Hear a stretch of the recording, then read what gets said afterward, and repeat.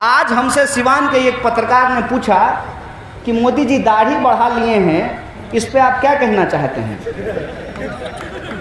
हम बोले इसका क्या मतलब है।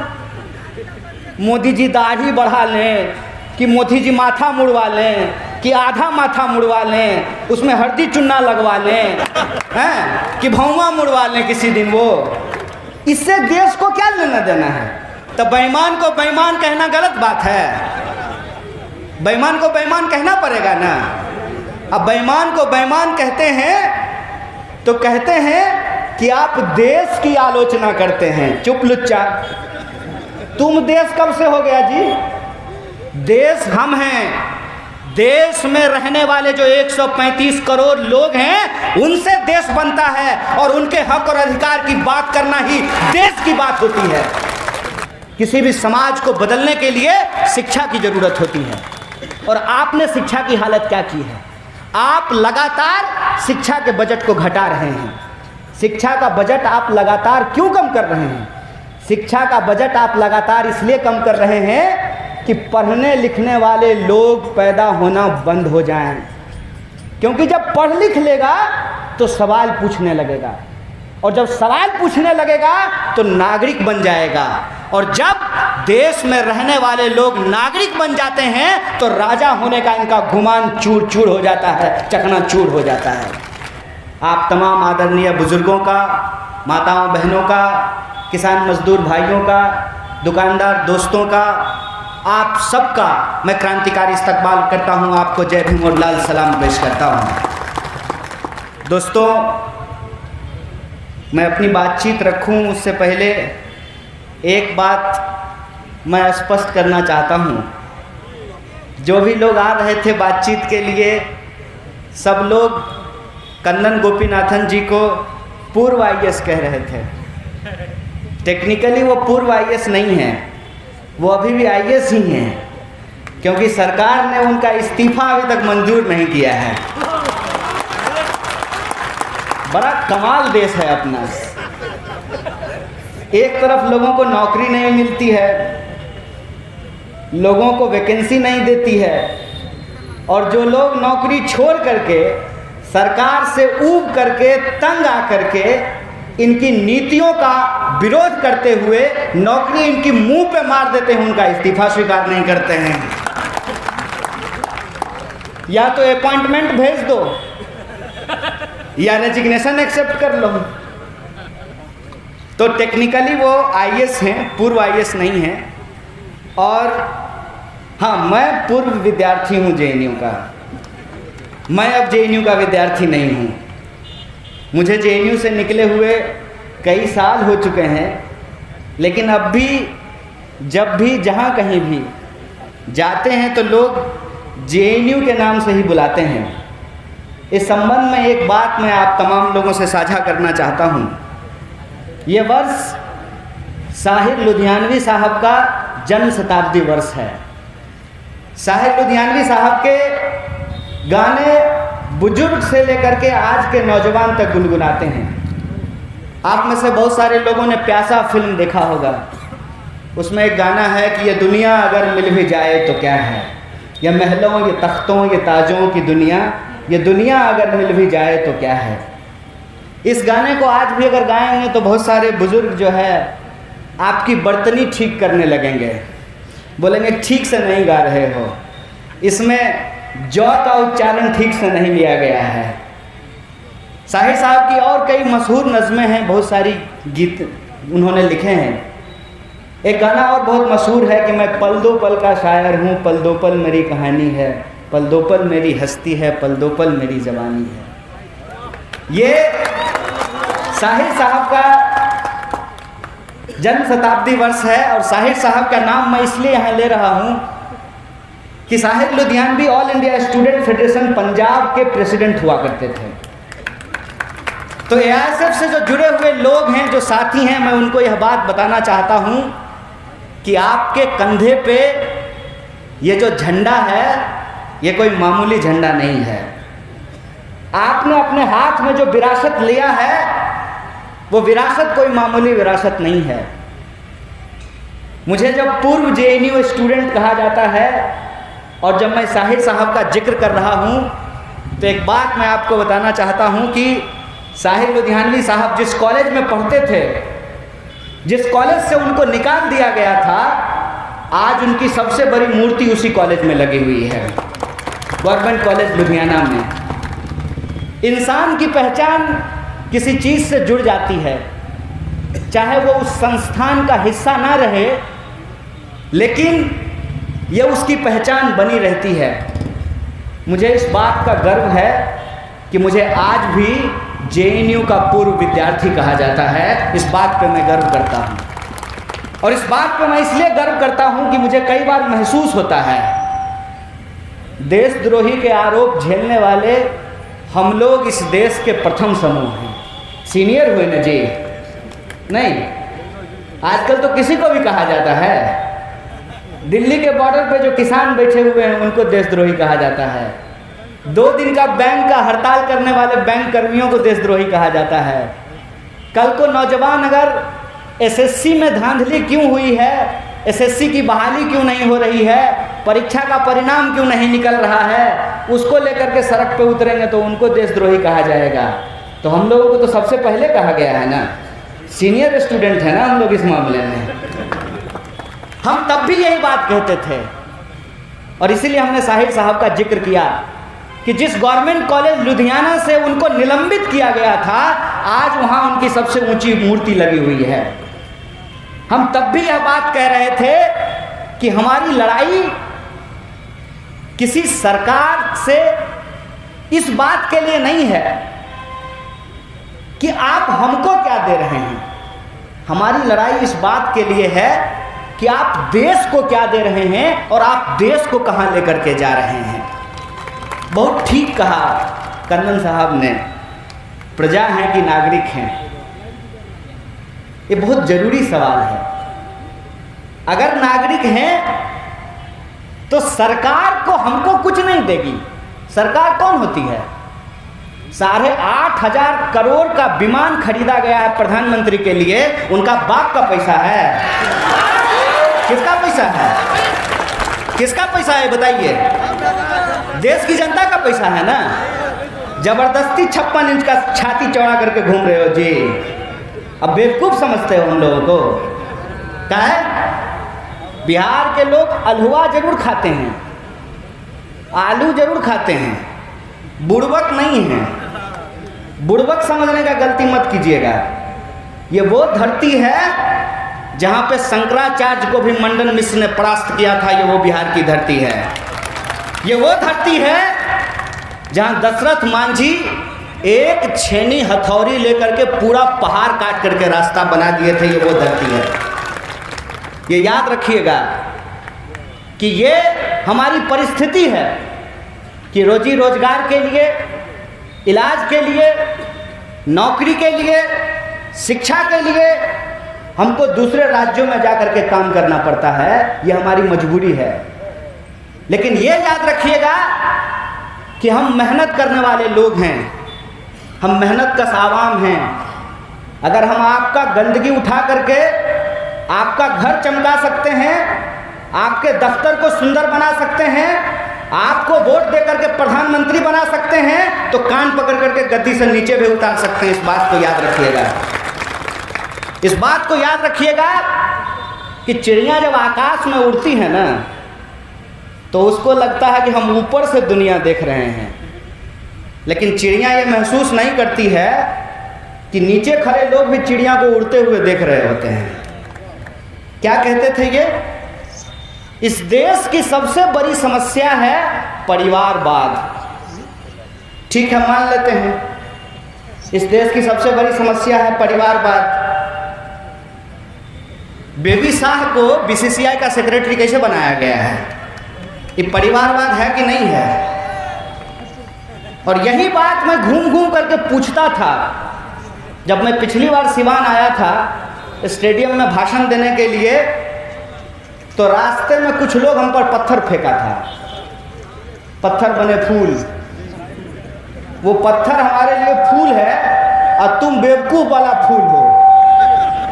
कैसे कि तुम फेंक रहे हो पत्थर, तुम्हारे हाथ में जिम्मेवारी दे दिया है कि सरकार से जो लोग सवाल पूछे उसको देशद्रोही बता करके उसके ऊपर पत्थर मारो।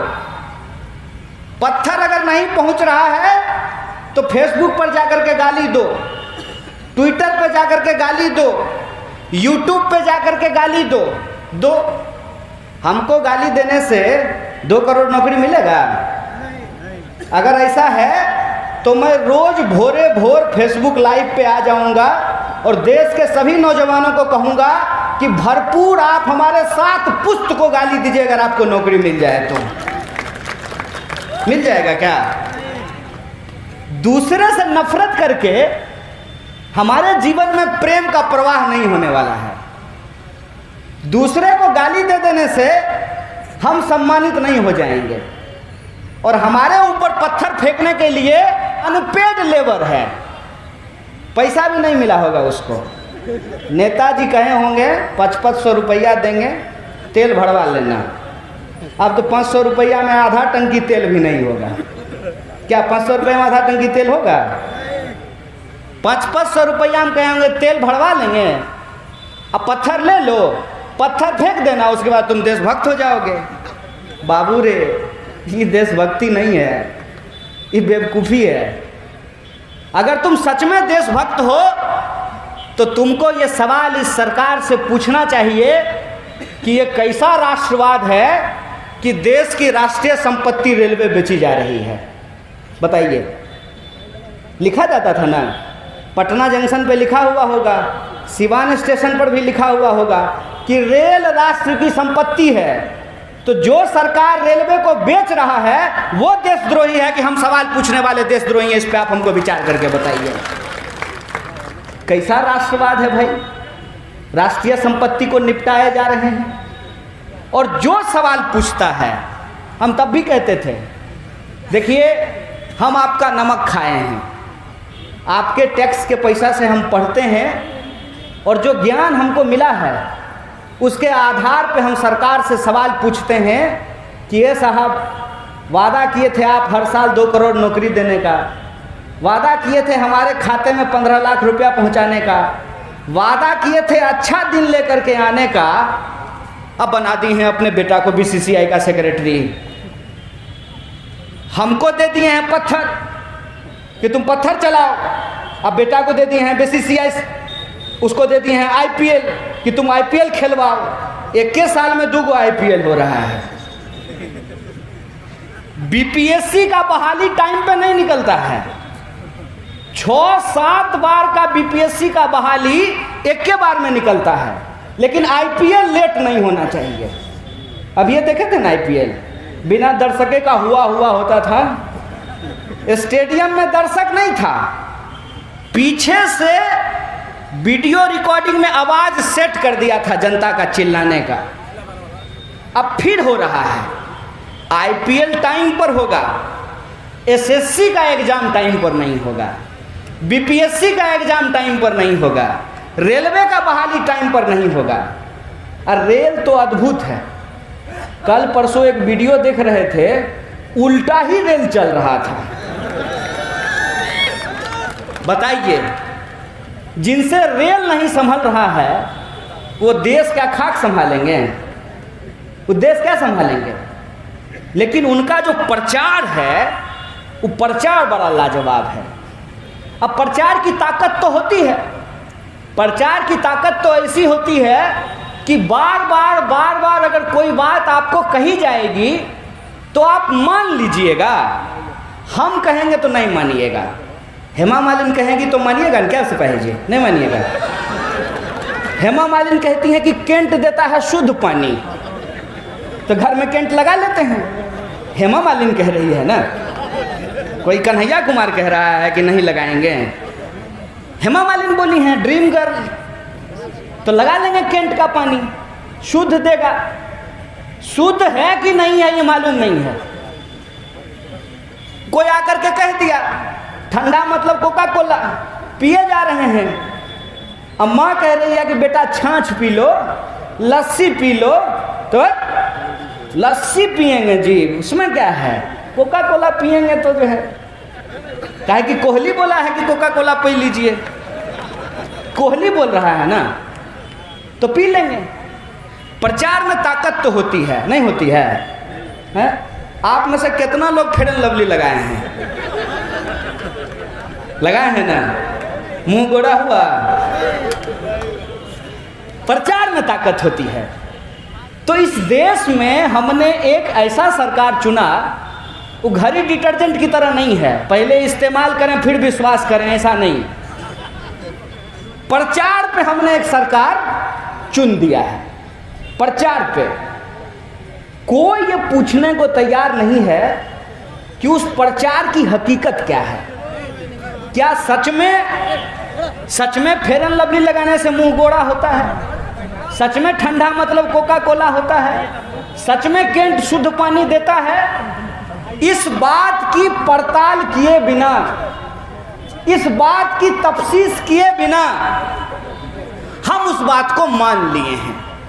जैसे कि अगर बीजेपी की सरकार है तो हिंदू हित जो है उसको साधा जाएगा। बहुत बढ़िया बात, खुशी की बात है। हिंदुओं का हित अगर साधा जाए तो ये बड़ी खुशी की बात है। लेकिन एक बात हमको बताइए, रेलवे बिक जाएगा, रेलवे की नौकरी समाप्त कर दी जाएगी, इसमें हिंदुओं का हित है कि अहित है? सोचिएगा जरा। अगर एसएससी एग्जाम नहीं लेती है, एसएससी परीक्षा नहीं लेती है, परीक्षा लेकर के परिणाम नहीं देती है, परिणाम दे देने के बाद नौकरी नहीं देती है, और नौकरी का रिजल्ट आ जाने के बाद ज्वाइनिंग नहीं करवाती है, इसमें हिंदुओं का हित है कि अहित है? देश की राष्ट्रीय संपत्तियों को अगर बेच दिया जाता है, औने पौने दामों में बेच दिया जाता है, इसमें हित है कि अहित है? इसको जानते हैं क्या कहते हैं? ये कभी कभी हमारे घर में भी ये इस्तेमाल किया जाता था। जैसे बच्चा अगर किसी बात के लिए जिद कर रहा हो तो उस बच्चे को बहलाने के लिए अलग अलग तरीके के नुस्खे अपनाए जाते हैं। जैसे मान लीजिए कि एक बच्चा को भूख लग गया है, वो अपनी माँ को कह रहा है कि मम्मी बिस्कुट दे दो, ठीक है, तो मम्मी उसको उठा करके अलमारी पे बिठा देगी। तो बच्चा बिस्कुट मांगेगा, कहेगा कि मम्मी नीचे उतार दो, कहेगा बच्चा नीचे उतार दो, बिस्कुट मांगना बंद कर देगा। इस देश की जनता अपने सवालों पर पहुँचे, अपने सवालों पे हम विचार कर सकें, उससे पहले ही एक नया शगुफा छोड़ दिया जाता है। आज हमसे सिवान के एक पत्रकार ने पूछा कि मोदी जी दाढ़ी बढ़ा लिए हैं, इस पे आप क्या कहना चाहते हैं? हम बोले इसका क्या मतलब है? मोदी जी दाढ़ी बढ़ा लें कि मोदी जी माथा मुड़वा लें कि आधा माथा मुड़वा लें, उसमें हल्दी चुन्ना लगवा लें, हैं कि भौवा मुड़वा लें किसी दिन, वो इससे देश को क्या लेना देना है?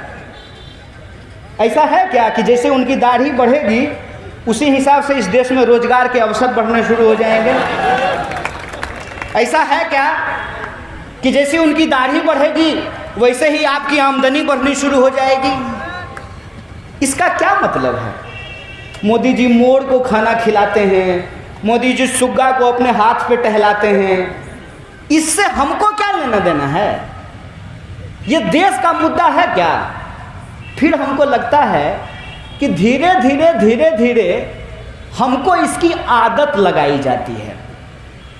जो बात पहले अखबार के आखिरी पन्ने पे हुआ करता था कि किस हीरोइन का किस हीरो के साथ चक्कर चल रहा है, ये अखबार के आखिरी पन्ने पे हुआ करता था, वो आखिरी पन्ने का खबर देश के अखबार के पहले पन्ने पे पहुंच गया, और जो खबर को अखबार के पहले पन्ने पे होना चाहिए था वो खबर को अखबार से गायब कर दिया गया है।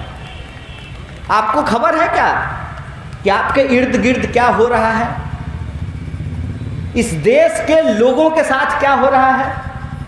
आपके शहर के साथ क्या हो रहा है?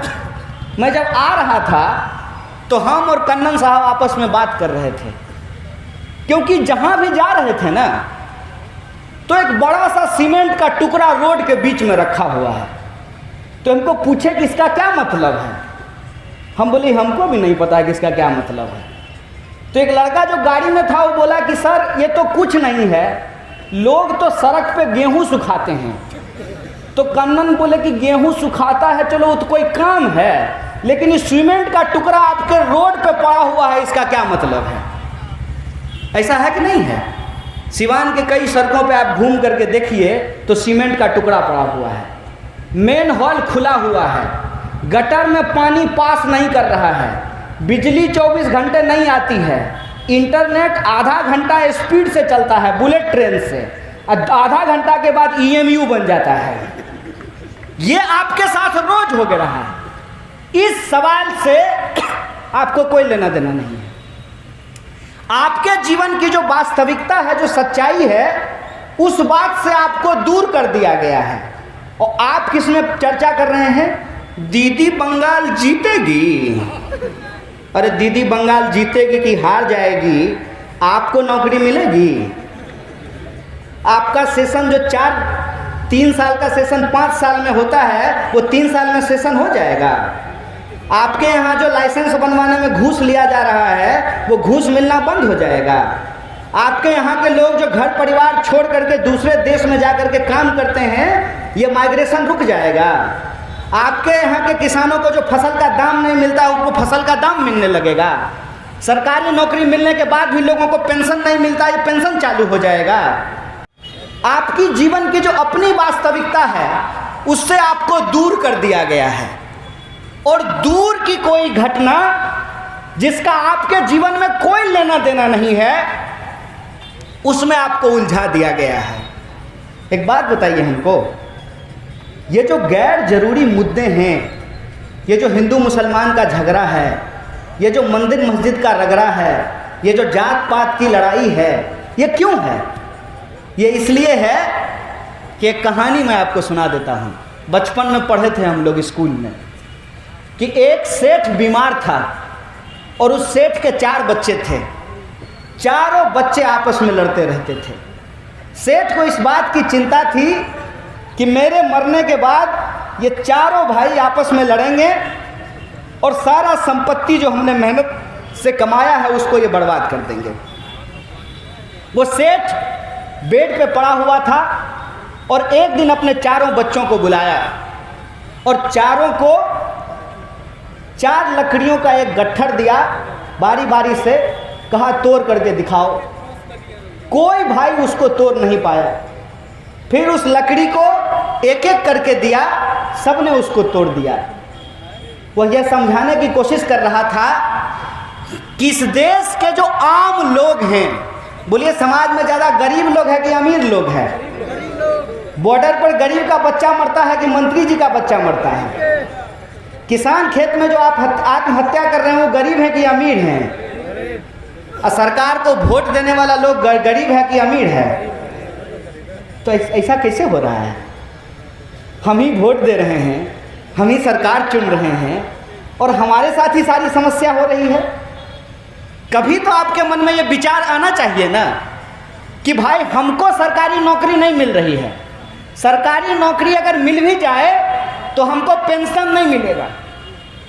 और जिस एमएलए को आप वोट देते हैं ना, अगर वो एक बार एमएलए बन गया है तो उनको जीवन भर पेंशन मिलेगा। भाई ऐसा कैसे हो सकता है? क्या सिपाही जी कि माने विधायक को पेंशन मिलेगा, आपको पेंशन नहीं मिलेगा? बैंक में काम करने वाले को पेंशन नहीं मिलेगा, रेलवे में काम करने वाले को पेंशन नहीं मिलेगा, लेकिन मंत्री जी को पेंशन मिलेगा। ये बेईमानी है कि नहीं है?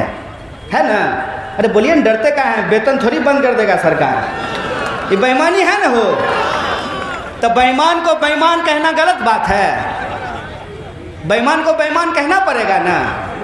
अब बेईमान को बेईमान कहते हैं तो कहते हैं कि आप देश की आलोचना करते हैं। चुप लुच्चा, तुम देश कब से हो गया जी? देश हम हैं।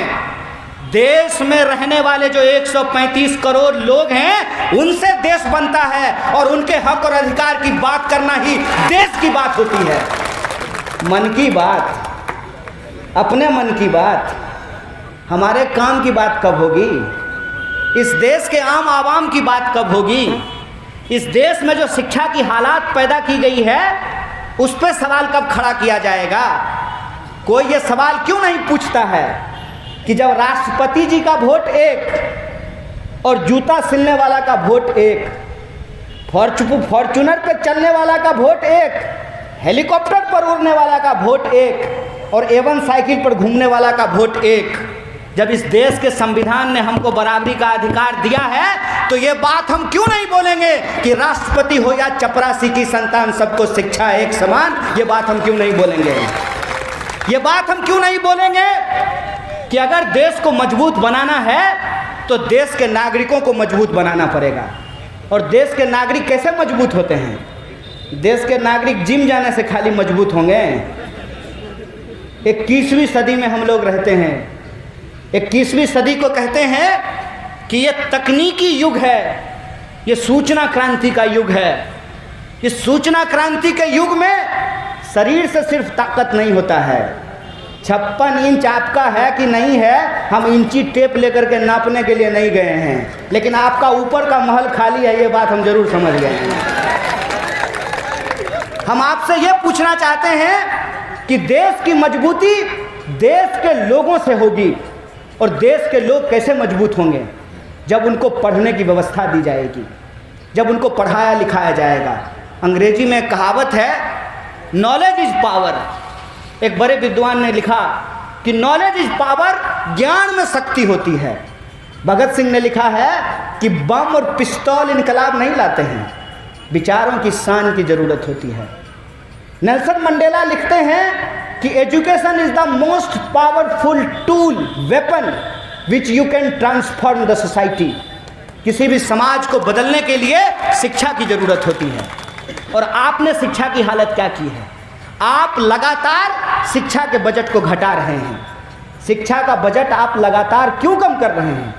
शिक्षा का बजट आप लगातार इसलिए कम कर रहे हैं कि पढ़ने लिखने वाले लोग पैदा होना बंद हो जाएं। क्योंकि जब पढ़ लिख लेगा तो सवाल पूछने लगेगा, और जब सवाल पूछने लगेगा तो नागरिक बन जाएगा। और जब देश में रहने वाले लोग नागरिक बन जाते हैं तो राजा होने का इनका गुमान चूर चूर हो जाता है, चकनाचूर हो जाता है। इसीलिए लोगों को मूर्ख बनाए रखना बहुत ज़रूरी होता है। और आज जो गुलामी की जंजीर है वो दिखती नहीं है। वो कहानी आपने सुनी होगी कि हाथी के बच्चा को पकड़ लेते हैं और उसके पैर में एक जंजीर डाल देते हैं। हाथी का बच्चा बार बार उस जंजीर को तोड़ने की कोशिश करता है, लेकिन उस जंजीर को वो तोड़ नहीं पाता। धीरे धीरे उसके दिमाग में यह बात बैठ जाती है कि वो जंजीर वो तोड़ नहीं सकता। एक दिन हाथी का बच्चा बड़ा हो जाता है, हाथी हो जाता है, जंजीर छोटा हो जाता है, फिर भी उसके पांव उस जंजीर में जकड़े रहते हैं, क्योंकि बचपन में उसके दिमाग में यह बात बैठ गई है कि वो जंजीर नहीं तोड़ सकता है। हम हाथी का बच्चा हैं, हम मनुष्य का बच्चा हैं। हम मनुष्य का बच्चा हैं, हम सोच सकते हैं, हम पढ़ सकते हैं, हम समझ सकते हैं, हम सवाल खड़ा कर सकते हैं और अपने सवालों पर लोगों को संगठित कर सकते हैं। और लोगों को संगठित करके हमारे हक और अधिकार को जो छीनने वाली सत्ता है, जो शक्ति है, उसको हरा सकते हैं और भगत सिंह के सपनों का भारत का निर्माण कर सकते हैं। ये हमारा मनुष्य होने का ताकत होता है। इसीलिए मैं आप तमाम विद्यार्थियों को जो इस प्रतिनिधि सेशन में आगे चल कर के हिस्सा लेंगे, उनसे मैं ये आग्रह करने के लिए आया हूँ कि एक गंभीर दौर से हमारा देश गुजर रहा है। इस गंभीर दौर में हमको इस बात को समझना होगा कि आज के डेट में हमको इस देश में नागरिकों के अधिकार को बचाने की ज़रूरत है। नागरिक होने के उस एहसास को बचाने की ज़रूरत है। और यह जो भारत भूमि है, जहाँ पर एक से एक विभूतियों ने जन्म लिया है, जो हमारा गौरवशाली इतिहास है, उस इतिहास को याद करते हुए इस वर्तमान में संघर्ष करके न्याय और बराबरी के लिए लड़ करके हमको बेहतर भविष्य का निर्माण करना होगा। बोलिए साथियों, आपने जो इस AISF का झंडा उठाया है, आप बेहतर भारत के निर्माण के लिए संघर्षरत हैं कि नहीं हैं? आप इसको लेकर के आगे चलना चाहते हैं कि नहीं चलना चाहते हैं? जब चलना चाहते हैं तो एक आखिरी बात बोल करके मैं अपनी बात को समाप्त करूंगा कि ये लड़ाई गंभीर है। इस लड़ाई में आपको बहुत सारी तकलीफ़ों का सामना करना पड़ सकता है। हो सकता है कि जब आप ताकतवर लोगों के सामने सवाल खड़ा करेंगे तो आपको विभिन्न तरह की कठिनाइयों का सामना करना पड़ सकता है। लेकिन एक बात आप लोगों ने भी सुनी होगी, वह पथ क्या पथिक कुशलता क्या, जिस पथ में बिखरे सूल न हो, नाविक की धैर्य परीक्षा क्या, जब धाराएं प्रतिकूल न हो। इस प्रतिकूल परिस्थिति में हमको सच के साथ खड़ा होना पड़ेगा, हमको न्याय के साथ खड़ा होना पड़ेगा, हमको बराबरी के साथ खड़ा होना पड़ेगा और अपने दिमाग का, अपनी तर्क शक्ति का हमको इस्तेमाल करना पड़ेगा। हमारे बहुत सारे मित्र जो भाजपा के समर्थक हुआ करते थे, वो आजकल आकर के हमसे बात करते हैं और कहते हैं कि तुम्हारी बात पहले हमको ठीक नहीं लगती थी, अब ठीक लगती है। तो हम बोले कि हमारी बात तुमको पहले ठीक क्यों नहीं लगती थी? तो बोला कि तुम जब बोलते थे ना तो मेरी भावना आहत हो जाती थी। हम बोले हम समझते हैं दोस्त, दिल है तुम्हारा पर तुमने दे दिया है इसको एक झूठे को। वो झूठा वादा करके तुम्हारे दिल को चुरा लिया है, तुमने दिल उसको दे दिया है। कोई बात नहीं है, तुम्हारे प्यार का हम सम्मान करते हैं। क्यों कहावत है ना, दिल आया गधी पर तो परी का क्या करें। दे दिए दिल, कोई बात नहीं है, दिल का हम सम्मान करते हैं। माँ बाप भी जब कहते हैं ना पढ़ लो, समय बर्बाद मत करो, प्यार मोहब्बत के चक्कर में मत रहो, तो हम लोग भी कहाँ मानते हैं। दिल का मामला है। लेकिन आपके पास सिर्फ एक दिल ही नहीं होता है, एक दिमाग भी होता है। दिल आप दे दिए हैं, कोई बात नहीं है, दिमाग से हर बार आप इस बात को सोचिएगा कि हम कहाँ जा रहे हैं, देश किस ओर जा रहा है, समाज किस ओर जा रहा है और इसमें हमारी क्या भूमिका होनी चाहिए। आप इस बात को सोचिएगा कि जिस घर में आप रहते हैं उस घर को आपके पूर्वजों ने बनाया है। जिस बगीचे का आप आम खाते हैं उसके पेड़ को आपके पूर्वजों ने लगाया है। उनके बनाए घर में आप रहते हैं, उनके लगाए पेड़ का आप फल खाते हैं। उसको खाते हुए सोचिएगा कि वो अगर ये नहीं करते तो हमको नहीं मिलता।